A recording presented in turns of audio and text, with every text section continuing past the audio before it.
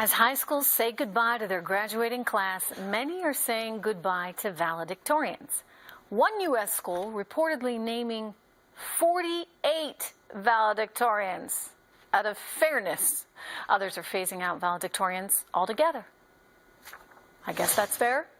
Joining me right now, Red Alert Politics editor Ron Meyer, Democratic strategist Sarah Badawi, and conservative commentator Ashley Pratt. Good to have all you guys here. Thanks. I'm a little, full disclosure, Ashley, I'm a little troubled by this because I worry about the message that it's sending when everybody suddenly becomes a valedictorian, or you decide you're not going to name one because it might be insulting to someone else who wasn't. What kind of message does it send? I think it sends a bad one. And look, I was one of those very competitive kids in high school who, like, this competition actually drove me to want to be valedictorian. I ended up being 8th in my class, so that was disappointing. With that said, there's an incentive for kids to really try hard in school if there is, you know, an incentive at the end of it to be valedictorian. There needs to be one, and I get it. If you've tied GPAs and you have 2 and you have to split it, fine. But the whole point of having 48 is sending a message of this whole participation trophy society we're living in, where if you show you get one, or this new trend to not even have a valedictorian because you don't want to hurt feelings. It's just ridiculous. And what message is that sending to our young people when they're going off into the workforce or into college, that you're as good as everyone else? Like, it's not a good message to be sending. You know, Ron, it reminds me a little bit of socialism. Think about it, right? You know, nobody should strive for anything because the government's just going to take it and they're going to redistribute it all. In this case, nobody should bother striving to be #1 in the class because, well, they're either not going to make you #1 or they're going to make everyone #1. I mean, are they completely missing basic human instinct, which is that we are competitive and we do want to succeed and we want to win?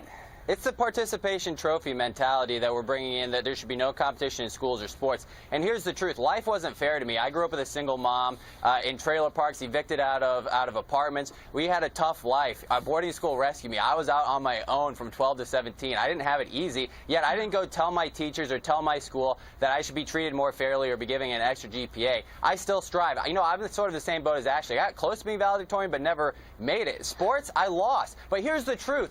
Losing is more important than winning, and without losing, you do not have lessons. The truth is, it's not just about competition. It's the value of losing and learning and picking yourself up and realizing what you did wrong so you can improve yourself, so you can learn what you did wrong and make your life better. Without losing, I'd be nowhere where I am today without learning lessons and improving my life. You are so right, and I think all of us, anybody who's successful in life can tell you all about the failures, because there's more failures than there are successes, but people only see the success. So you make a very good point.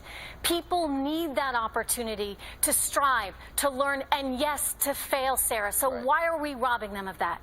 Well, Trish, I agree that competition and incentives are great things, but whether we have 0 valedictorians or 2 is really a distraction from the big problem, which is helping people get into the workforce without crushing student debt.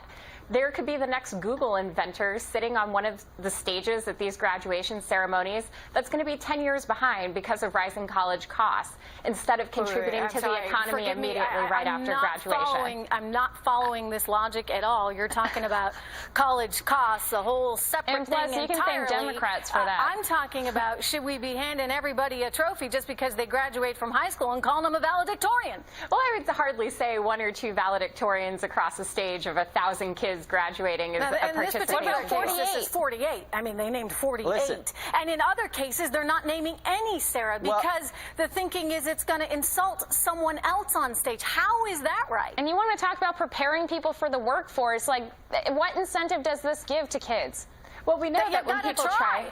Yeah, you gotta try. You gotta definitely try, but more than just the valedictorian, one. go to college. And I think the problem here is when a lot of people work hard and they all get accepted to good schools and they go, it's incumbent upon us to try to figure out how we get them to participate in the economy as soon as possible. But that's not by telling them they're #1. I think you're talking about something entirely different, though. What we're talking about is very simple. Do you encourage people to try? To win? And I think the answer, we can all agree, to say that nobody is trying. Forgive me, I got to leave it there. We're up against a break. But